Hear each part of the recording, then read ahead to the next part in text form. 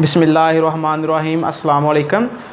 आज जो चैप्टर हम स्टार्ट करने जा रहे हैं उस चैप्टर का जो नेम है वो है the heat and thermodynamic. Heat and thermodynamic.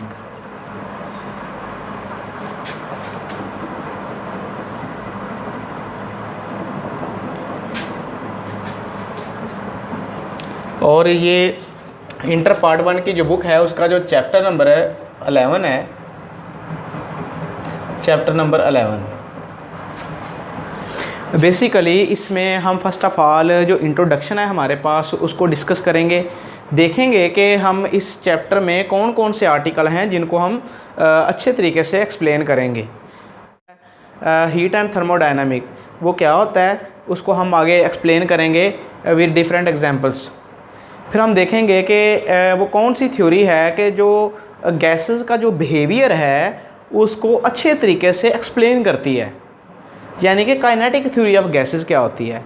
फिर उसके बाद हम देखेंगे कि प्रेशर ऑफ अ गैस क्या होता है, what is interpretation of temperature.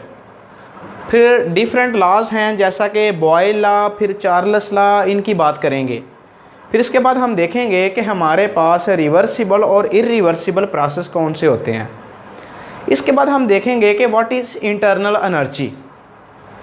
इसके बाद बात करेंगे कि हमारे पास जो हीट है वो क्या होती है और इसके अलावा वर्क डन किसको कहते हैं।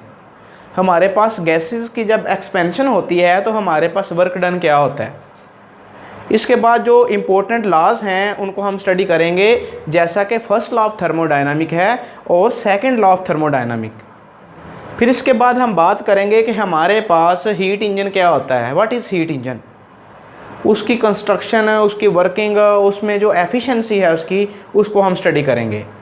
फिर इसके बाद हम बात करेंगे जो कार्नट इंजन है जिसको कार्नट साइकिल भी कहा जाता है, उसकी बात करेंगे कि व्हाट इज़ कार्नट इंजन, उसकी मैथमेटिकल कैलकुलेशंस को स्टडी करेंगे, एफिशिएंसी को स्टडी करेंगे। फिर हम पेट्रोल इंजन और डीजल इंजन को यानी कि 1 बाय 1 स्टडी करेंगे।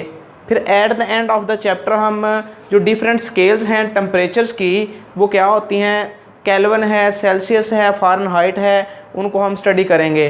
फिर जो हमारे पास लास्ट आर्टिकल है कि व्हाट इज़ इंट्रोपी और इट्स क्राइसिस, जो हमारे पास इंट्रोपी है और उसके जो क्राइसिस होते हैं उनको हम 1 बाय 1 स्टडी करेंगे।